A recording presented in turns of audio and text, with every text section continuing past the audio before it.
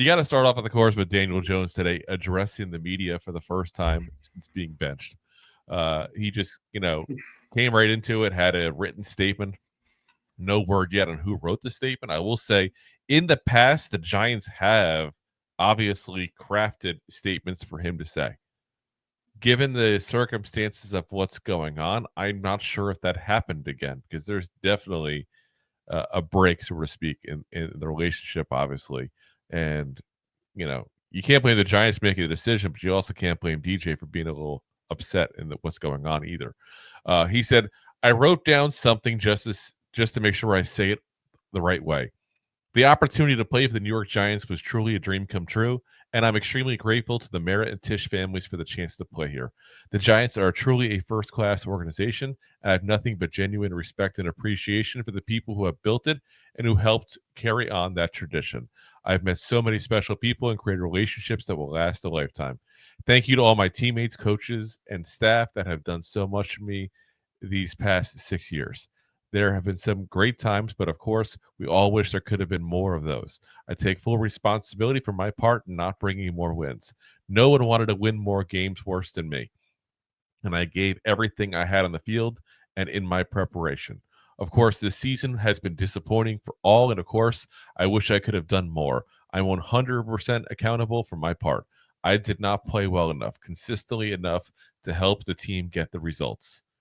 The reality of the NFL is it's hard to win games and it requires consistent performance from everyone involved. We didn't do that well enough. So the idea to change something happens, and I understand. I love the game. I love being part of the team. I'm excited for the next opportunity.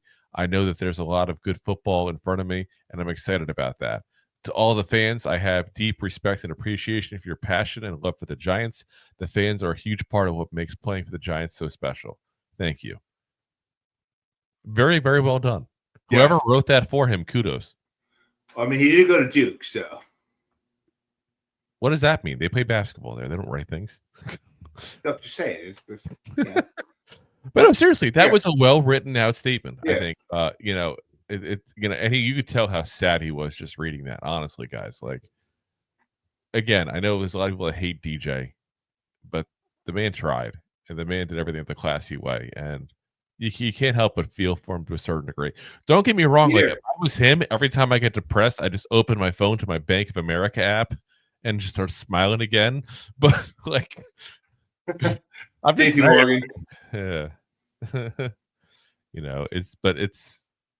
It's like I said, I get where he's coming from.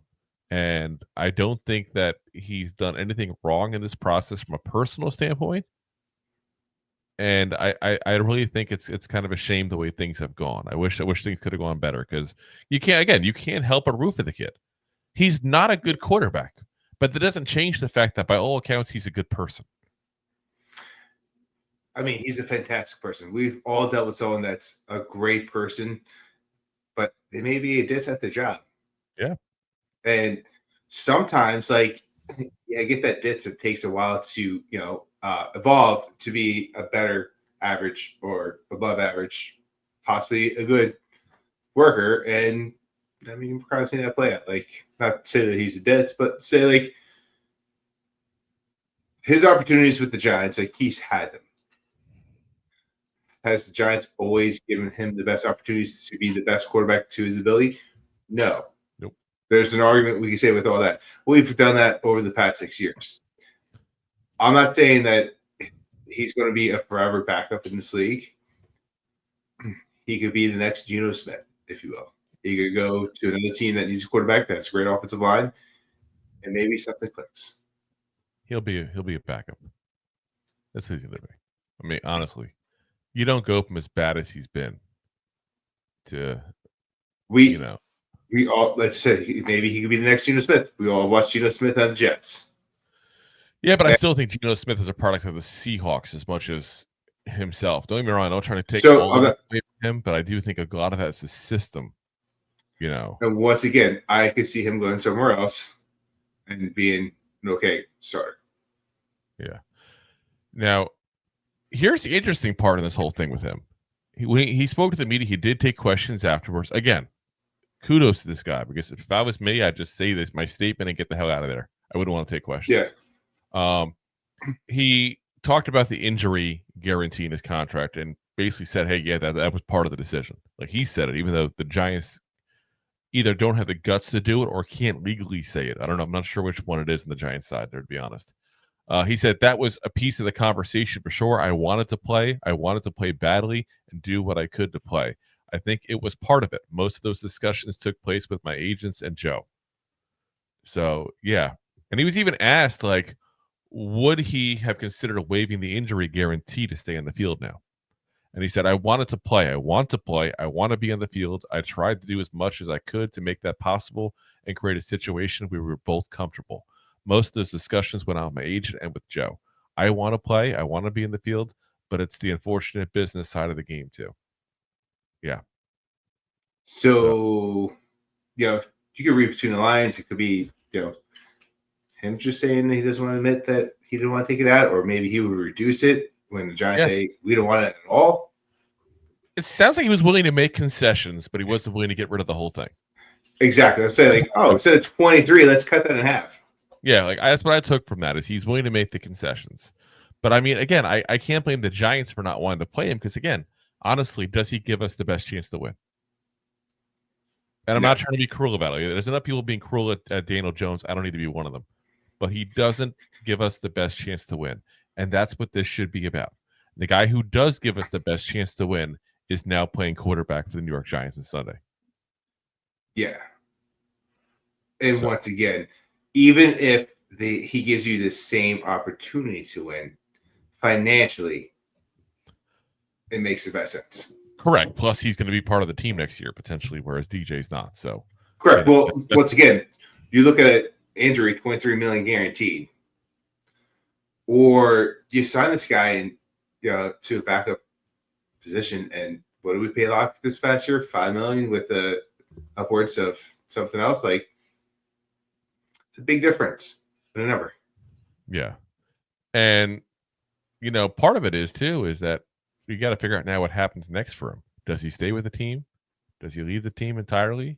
Is he allowed to leave the team, or is that going to cost him money? Like, that's obviously a conversation of, him and his agents with Joe Shane and the Giants as well, because they both have to kind of agree to something on this here. But the whole thing is just absolutely crazy, like absolutely insane. Again, I feel bad for him, and I know like there's a lot of people that have a lot of hatred towards him. And a lot of that hate is because of the money, as if any of us would not take that money if we were given the chance. Like if I went up to you, Rob, and said, listen, I'm going to make you the CEO of the largest food manufacturing business in this country, and we're going to pay you $40 million a year to do that. You would take the freaking money and run. Of course you would. 100%. You're not qualified for the position. You have no clue. How do you know? You don't know my background. No clue what you're doing. And guess what, guys? Daniel Jones is not qualified to be the starting quarterback. He is not capable of doing the job, but somebody gave him $40 million a year to do it. And any of us would take that in a freaking heartbeat. I will not blame the man for cashing checks that he was offered. Any of us would do the same damn thing. And the fact that people hate him for that is absolutely goddamn ridiculous. What is he supposed to say? Oh, I don't want $40 million a year. Give me 30. We'll be fine. Yeah. You know what? Actually, I think 25 sounds better. Yeah. It's probably in the right price range. People won't be so mad. Yeah, like don't try to act like people do like this with you have some kind of people have some kind of ethics that none of us have. Because I know I wouldn't do it. Rob, I know damn well you wouldn't do it. Like we would all take the goddamn money and run, just like Daniel Jones did and should have. Because you know what? That man has now set up his family for generations. Not just him, generations. In 40, 50 years when nobody knows who the hell Daniel Jones is anymore. Because that's what's going to happen, guys. And the Giants are celebrating their 150th anniversary. And he's not even mentioned because nobody wants to remember those years. Guess what? His grandkids school for free at the time to Duke, probably.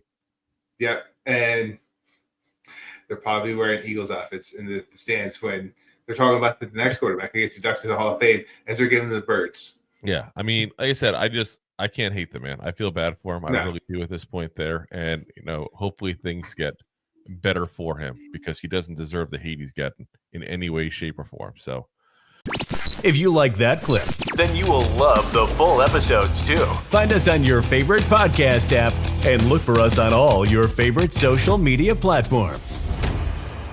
Thanks so much. Please, I'm begging you. Please.